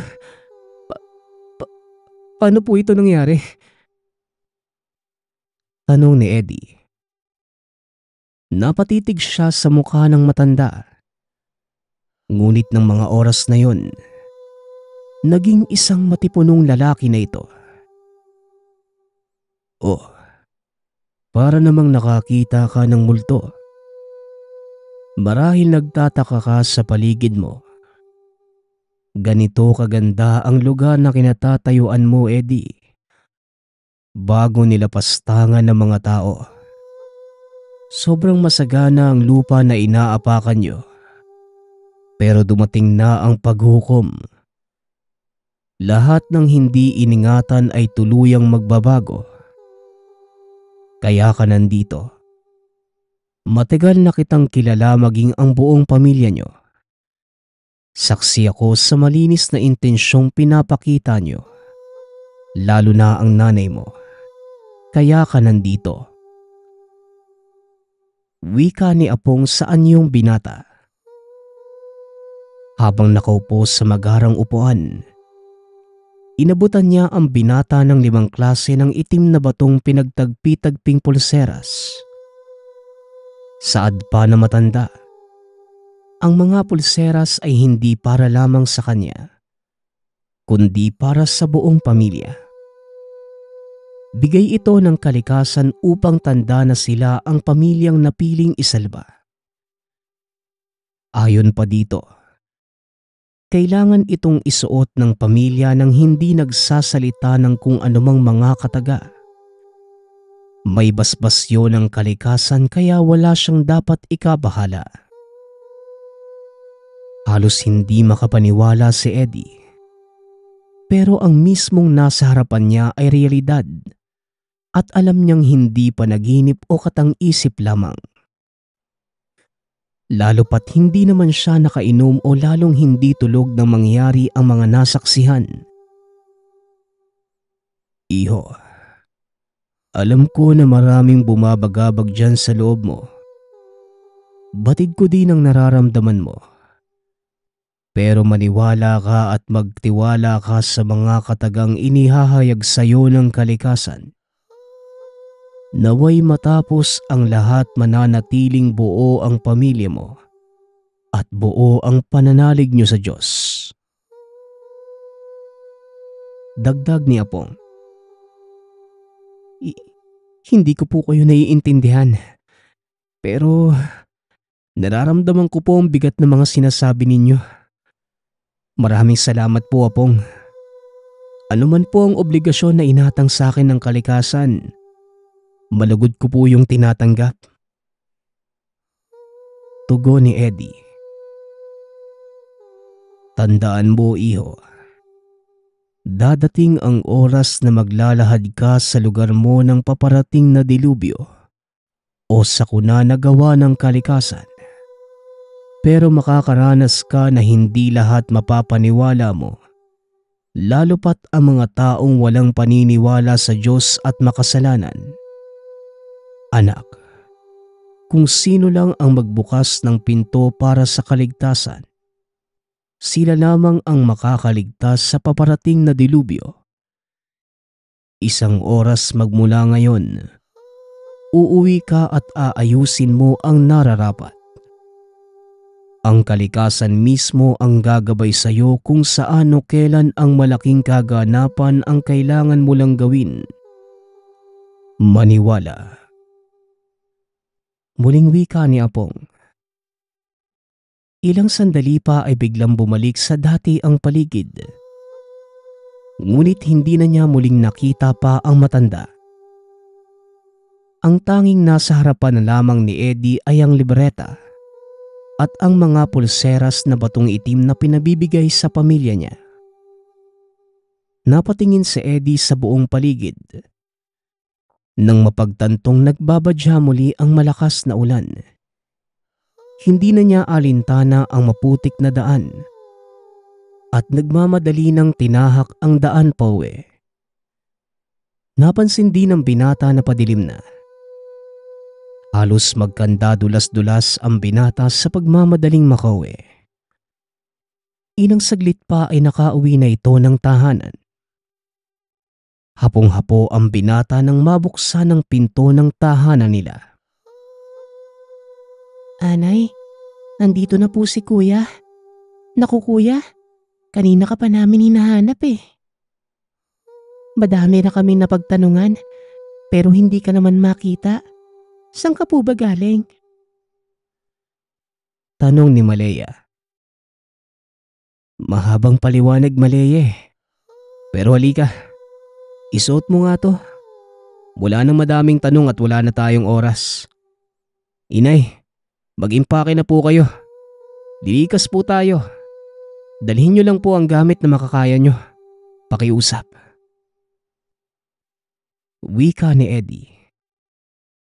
Kakarating mo pa lamang. Tapos yung kagad ang bungad mo.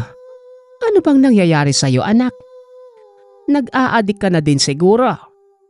Alam ko naman na masama ang panahon, anak. Pero hindi basta ang pinagsasasabi mo. Saan naman tayo pupunta at padilim na? Tugon ng ina. Pinasuot ni Eddie ang isa pang pulsera sa ina. Sinabing wag itong huhubarin kahit anong mangyari. Maging ang isa pa niyang kapatid na lalaki ay sinuotan din niya. Nanalangin ang binata sa isipan na makumbinsi ang pamilyang lumikas dahil papalapit na ang oras. Tila may kung anong bulong sa utak niya na dapat gawin. Kaya niyakap ang ina at mga kapatid habang binubulungan ng mga katagang kusa niyang naririnig. Ilang sandali pa.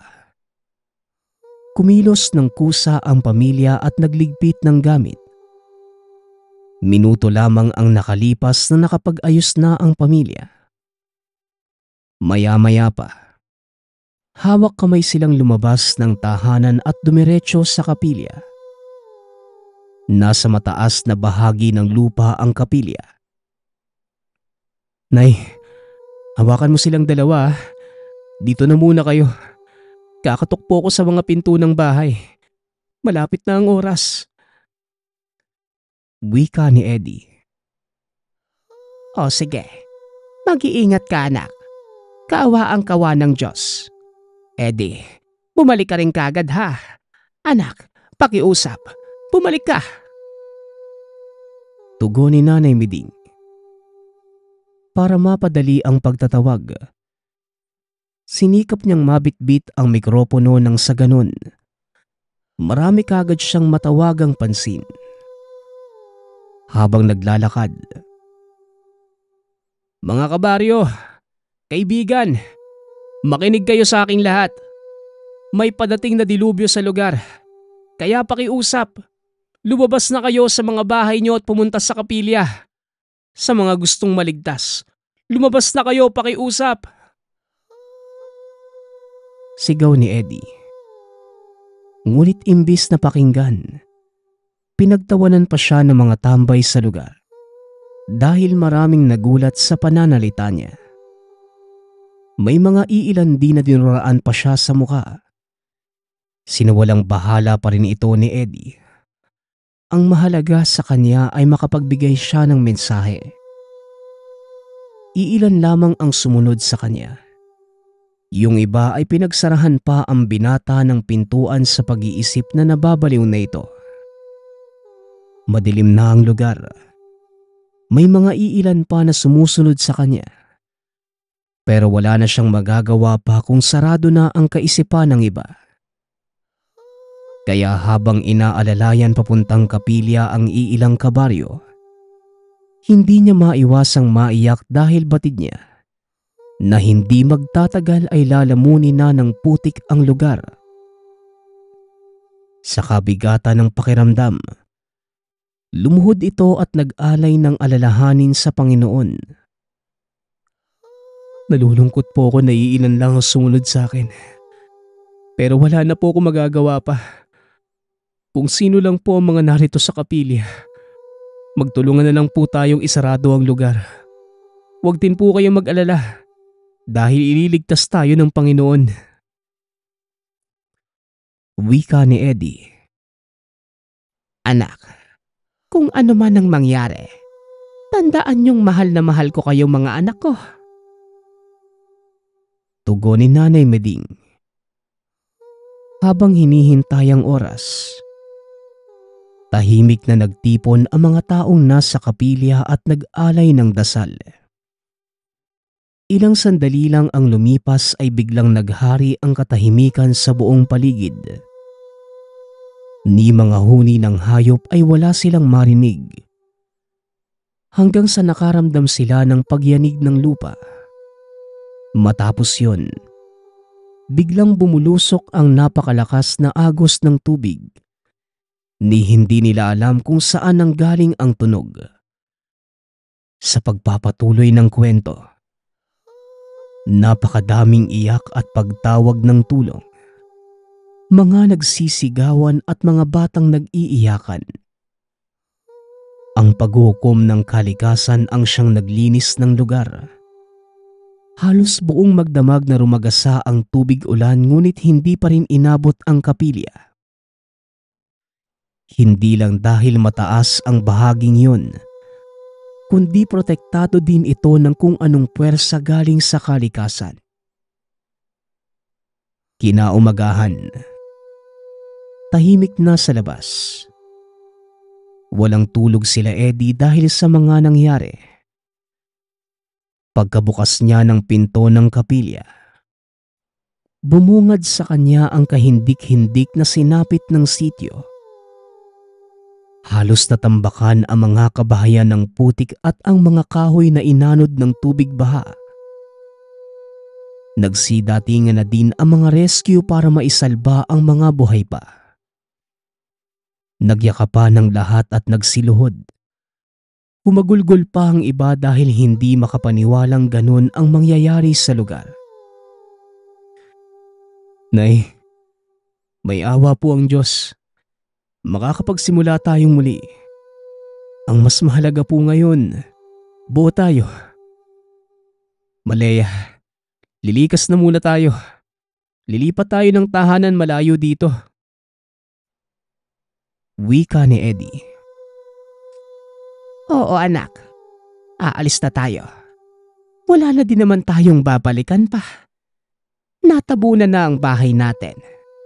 Magsisimula tayo ng panibago mga anak. Diyos ko, maraming salamat at hindi nyo kami pinabayaan. Dagdag pa ni Nanay Miling.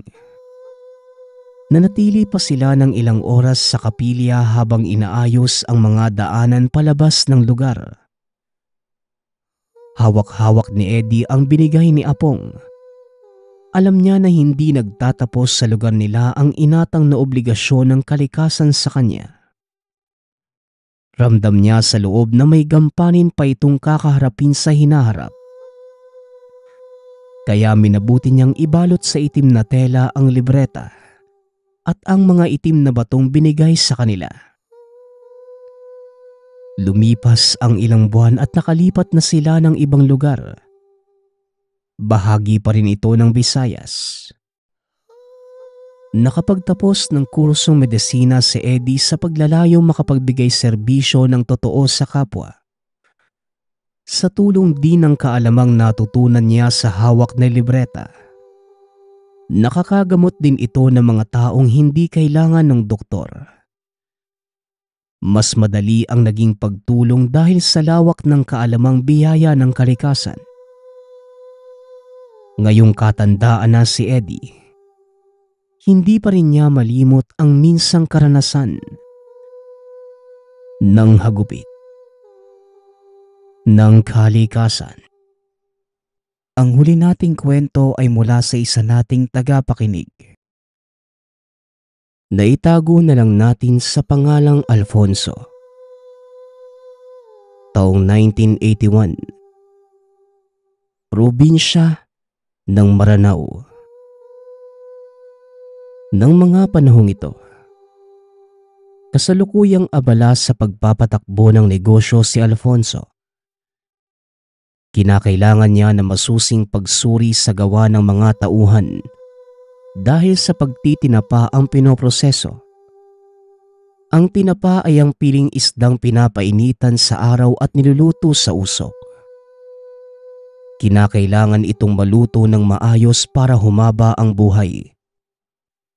Madalas kapag iba ang lasa at madaling dapuan ng mga uod, ibig sabihin ay hindi naging maayos ang naging paggawa nito.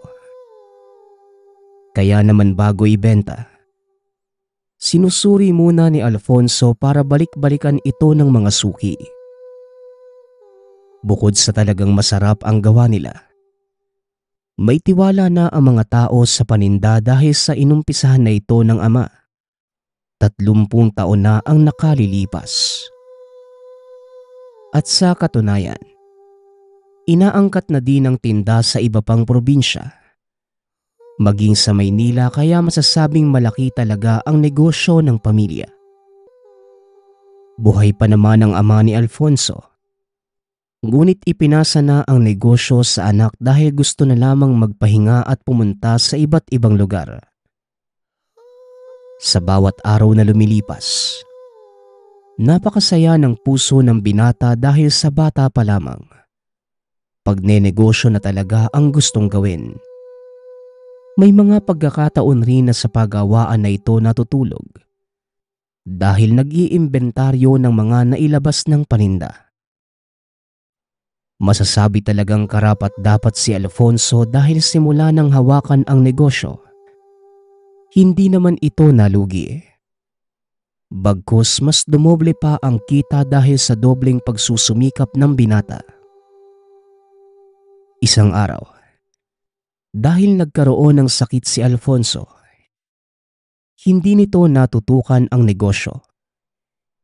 Hindi inabisuhan ang ama sa kalagayan. Nalugi ng 5,000 ang negosyo dahil nagkamali ang naitalagang magbabantay. Ang halagang 5,000 na mga sandaling yun, napakalaki na kaya naman hindi maiwasang magalit ng ama. Habang nakahiga si Alfonso sa sariling kwarto, bigla itong pumasok. Ano ka ba naman, Alfonso? Bakit hindi ka man lang nagpaalam? Di sana hindi nagkaproblema ang negosyo natin. Baka nga para talaga sa Kuya Erson mo dapat ang negosyong ito. Wika ng ama ni Alfonso.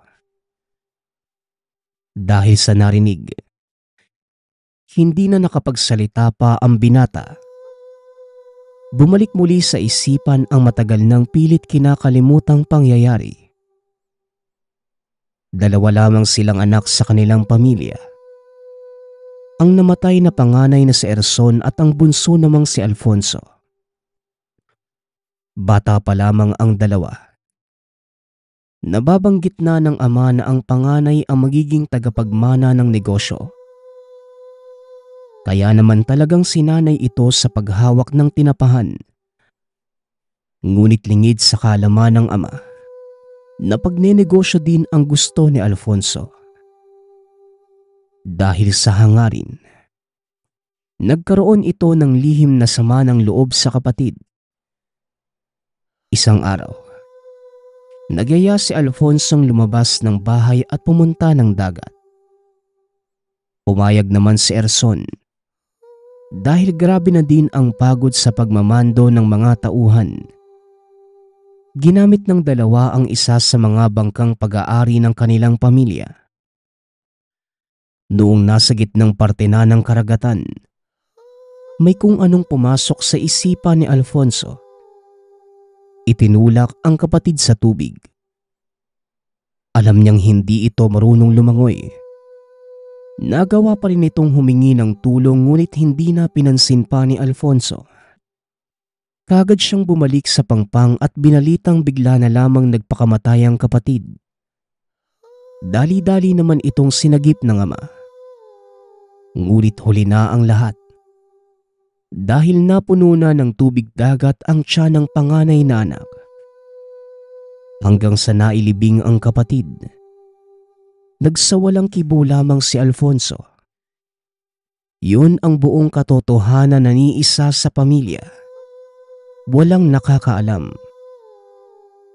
Matapos na mapakalma ni Alfonso ang sarili, kahit masama pa rin ang pakiramdam, dali-dali pa rin itong pumunta sa paggawaan para alalayan ng ama sa pag-usisa sa pangyayari.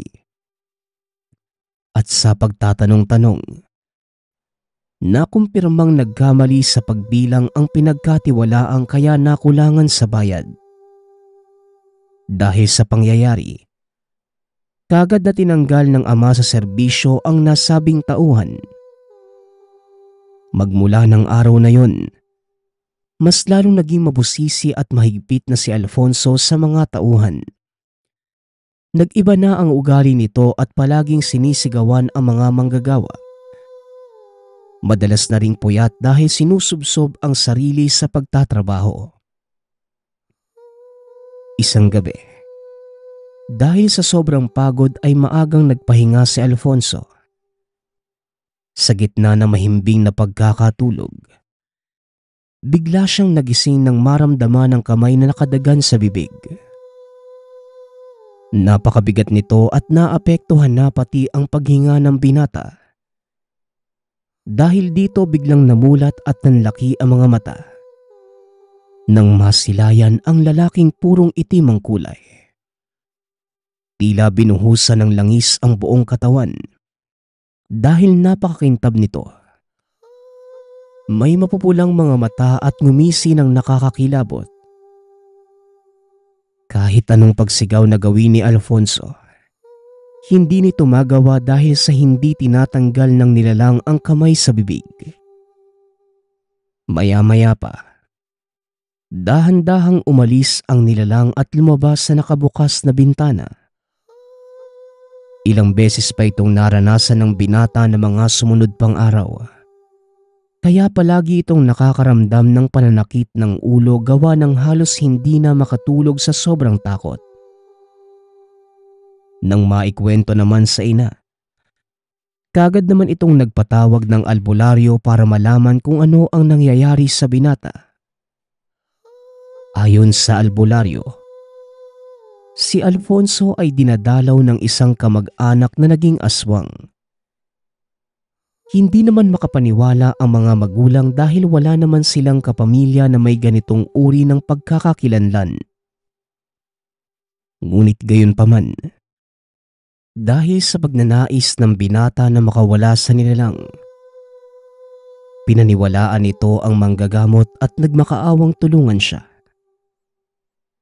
Martes ng gabi, pumunta ang dalawa sa kwarto ni Alfonso. Nagtirik ng 9 na kandila ang albularyo at nagbanggit ng mga dasal. Habang nakaupo sa loob ng pinabilog na itim na langis ang binata. Maya-maya pa, biglang naging mainit ang loob ng kwarto at lumabas ang nilalang na palaging nagpapakita kay Alfonso. Halos tumayo ito sa kinauupuan. Dahil sa sobrang takot ngunit sumenyas ang matanda na huwag gagalaw.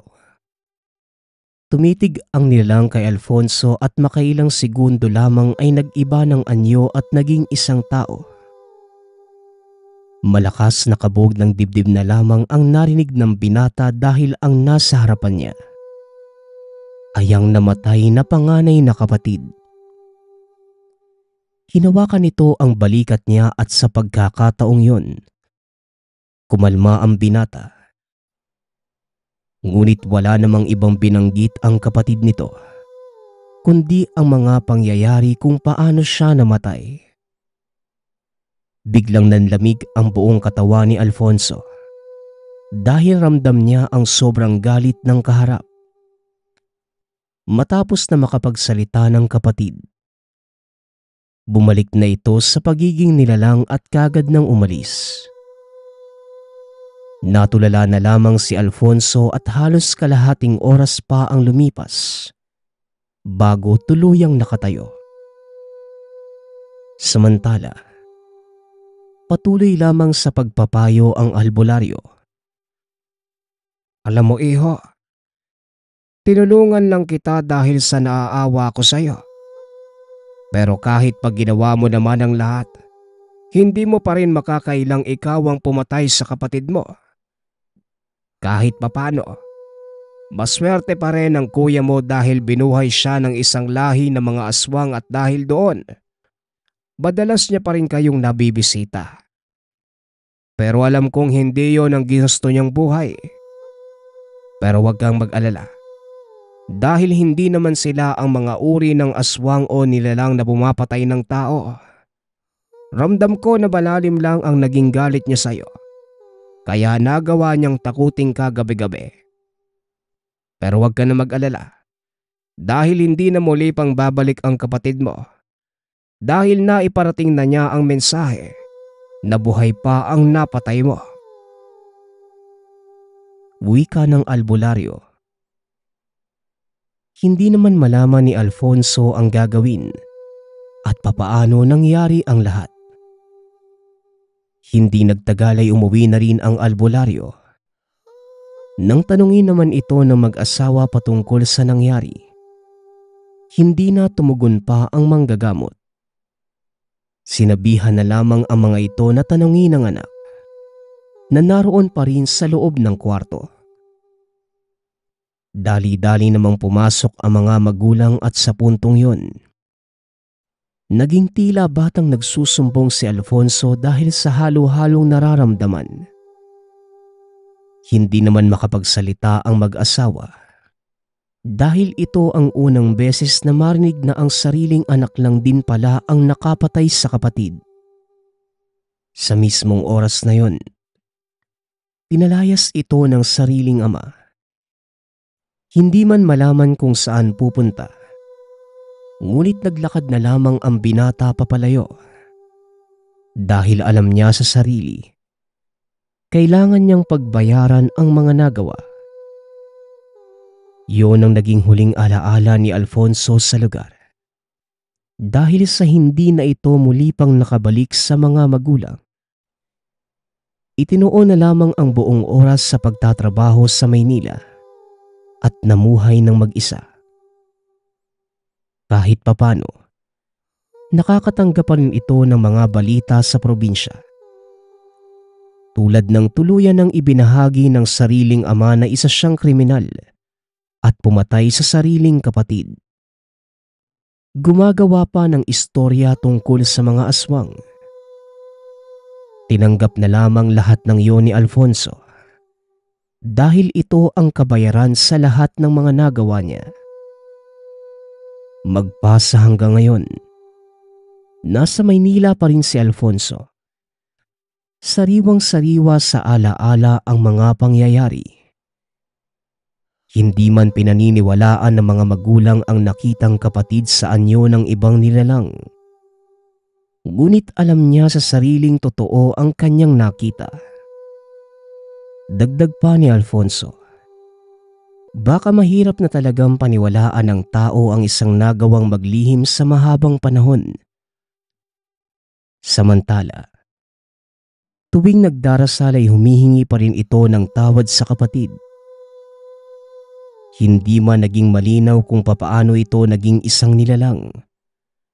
Ngunit para kay Alfonso, mahal na mahal pa rin niya ang kapatid. Sa kabila ng lahat ng inggit na naramdaman. Dahil ang kapatid ay kapatid. Kahit ito pa, ang unang aswang sa pamilya. Nagpapasalamat nga pala ako sa nagpadala ng ating kwento. Nawa ay nagustuhan niyo ang inyong napakinggan. Ang opinyon ko lamang sa kwentong ito. Iba talaga ang dala ng inggit sa isang tao, no? Marami tayong nagagawang hindi maganda sa iba. O kaya naman maging sa ating sariling pamilya. Muli, nagpapasalamat ako sa lahat ng sumusuporta sa ating channel. Nawa ay patuloy niyong suportahan at pakinggan ang ating mga kwento. Hanggang sa muling pakikinig. Paalam.